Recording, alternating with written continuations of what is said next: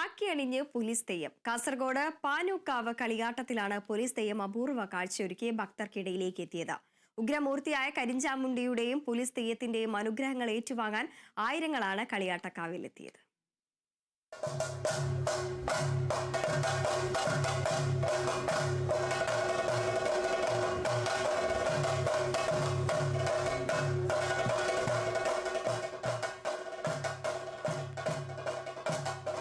പേര് സൂചിപ്പിക്കുന്നത് പോലെ തന്നെ കാക്കി പാൻസും ഷർട്ടും ബെൽറ്റും തൊപ്പിയും അണിഞ്ഞ് പോലീസ് വേഷത്തിലാണ് തെയ്യം അരങ്ങിലെത്തുന്നത്. പടന്നക്കാട് പാനുക്കാവിലാണ് തെയ്യാട്ടത്തിന്റെ അപൂർവ കാഴ്ചയൊരുക്കുന്ന പോലീസ് തെയ്യം കെട്ടിയാടുന്നത്. മുഖത്ത് എഴുത്തുള്ളത് കൊണ്ട് മാത്രമാണ് തെയ്യക്കോലമാണെന്ന് മനസ്സിലാവുക. ഒരു സിവിൽ പോലീസ് ഓഫീസറുടെ ജോലിയെല്ലാം ഈ തെയ്യം ചെയ്യും.